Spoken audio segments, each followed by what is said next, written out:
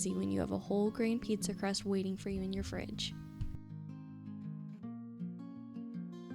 Today I'm going to be showing you how I use my whole grain pizza crust recipe to make a delicious stromboli.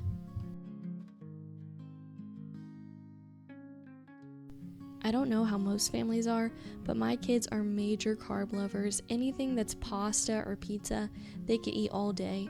And whole grains has really opened up so many opportunities for us, because now I feel like those items, pizza, stromboli, pasta, are no longer empty calories but full of nutrients.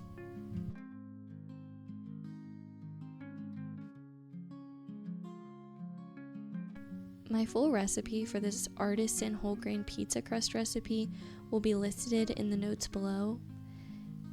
But first you're going to start off by mixing your dry ingredients, making sure that they're evenly distributed, and then you're going to add your wet ingredients.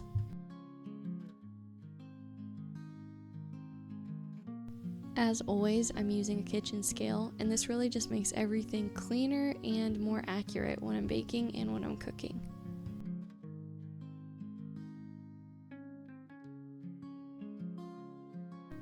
Now I'm going to stir my ingredients, and I'm using a Danish whisk only because it's just very efficient at getting the wet and dry ingredients together. You could use your hands here or a wooden spoon, it really doesn't matter. I really wanted to show you though how dry this may seem in the beginning, and that is completely normal. Whole grains have a harder time absorbing liquid, but that doesn't mean that they don't absorb it. It may just take longer or more effort in kneading. And because this recipe is going to sit for 24 hours, I'm not too worried about it. I know it's going to have plenty of time to absorb that water and olive oil.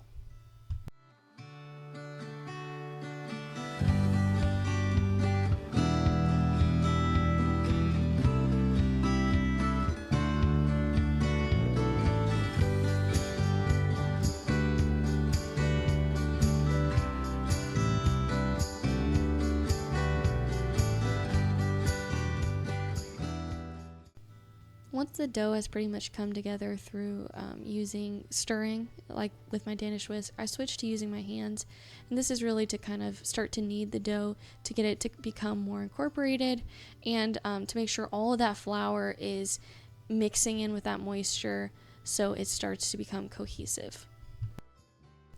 So you're really only kneading the dough to get the dough to come together, and then we're going to switch to doing stretch and folds, and that's like kind of like intermittent kneading, where it's not as much work and it's really relying on time to do all of the work for you. So you stretch and fold by pulling on the dough and kind of folding it over, and it's much easier when the dough has rested a little bit. So we're going to do a couple stretch and folds in the beginning, like you see me doing in the video, and then we're going to let that rest for 3 to 5 minutes. And we're going to do that 5 times. So we're going to wait 5 minutes, do it again, wait 5 minutes, do it again. And you will be shocked at how much the dough changes in that time, from being very hard to stretch on and pull to becoming much easier.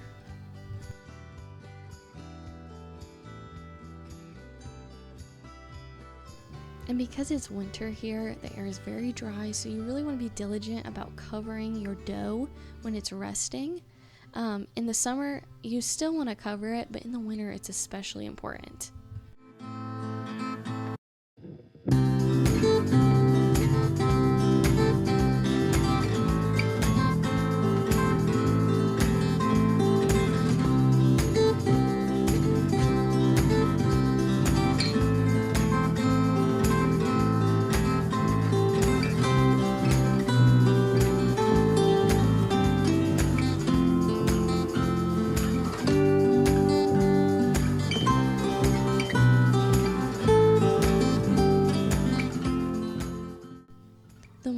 Work with your dough, the more the gluten starts to develop, and sometimes it kind of starts to seize, and you'll notice that it gets a lot harder to stretch and fold, and this also happens when you're rolling dough out.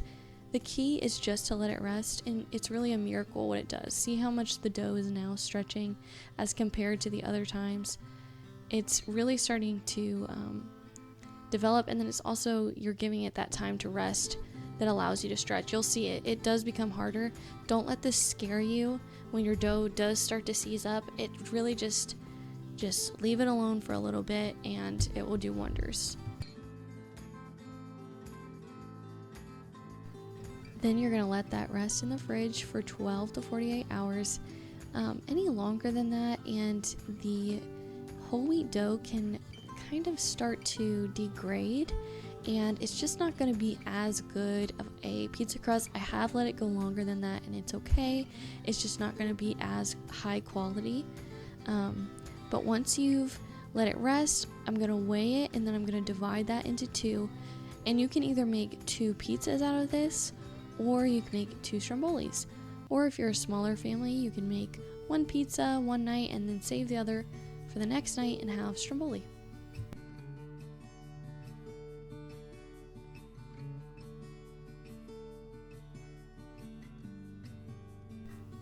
I think the key to learning to cook and bake with whole grains is understanding that it will be different than all-purpose flour, but knowing that just because it's different doesn't mean it's not as good. So this dough is difficult to roll out, but once you learn that, you really just got to give the dough time. So I'll start rolling mine out, and then I'll put it to the side and let it rest while I roll the other crust out. And just giving it those moments to rest allows the, like I said, gluten to relax, and eventually you will get there. I know it can be a little stressful when you're starting out with whole grains to understand that it won't be as easy to roll out as something with all-purpose flour might be.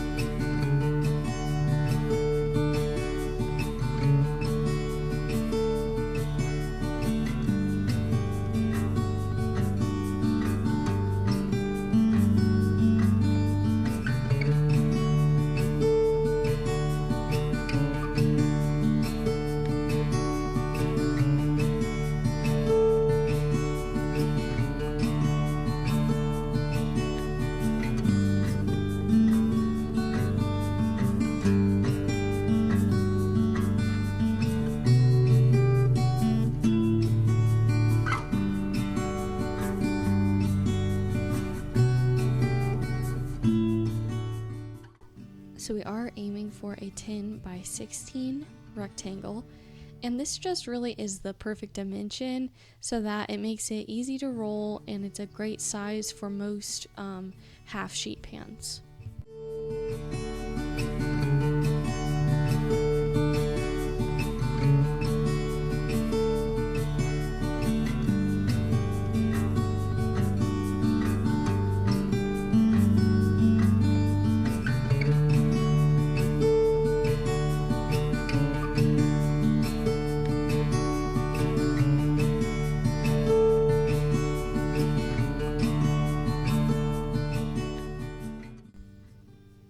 Now it's time for the fun part. I start with a layer of butter, garlic, cloves, and parsley.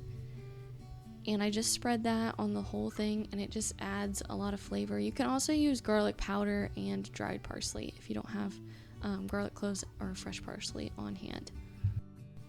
Then I go around the edges with the egg wash, and this will really just help seal in your stromboli. Now I'm going to go in with my mozzarella cheese. And the key to making this an easy dinner is by kind of using it as a way to empty your fridge. And you can make this fancier. You can definitely buy special thinly sliced meats for it, like salami, prosciutto. That would be great. But I feel like I'm always using stromboli as a way to just kind of empty the contents of my fridge. So I always have pepperoni on hand. I always have mozzarella. I buy in bulk. And then I also had some leftover bacon bits I'm going to put on here. And then I also always have Parmesan for my Alfredo. I always have Alfredo every single week. So I always have that. And then I just pile it into my stromboli, and it just always turns out good. And I usually just do one layer of meat. So I do cheese, and then I do my meat layer, and I just pack it full, and then I do a layer of cheese, and then I start to roll my stromboli. This is something I overcomplicated for so long, and then I realized that you can just roll it like cinnamon rolls, which is my passion, is cinnamon rolls. So that made it so much easier for me. I do like to tuck in the sides, and that just helps everything stay in together. And then you just roll it like a cinnamon roll. I used to try to kind of do it like a letter into thirds, and there would always be a strange layer of dough, but it's really that simple. You just roll it like a cinnamon roll. And then we're going to cut holes with a sharp knife onto the top, and that just lets the steam from the meat and the cheese out of the dough without busting it. And then we're going to cover it in a thick egg wash, and that really helps it to get this beautiful golden brown color, and it also helps it to have a nice crunch on top of your stromboli. You could also add Parmesan cheese at this point. Sometimes, depending on the cheese you're using, it can burn if you add things to the top of your stromboli, because they will bake at a high heat. So this bakes at 500 degrees for about 10 minutes, and you'll know it's ready when the bottom has started to brown. So you'll just take like a spatula and lift up your stromboli and see if it has started to brown at the bottom, and that is when you know it's ready.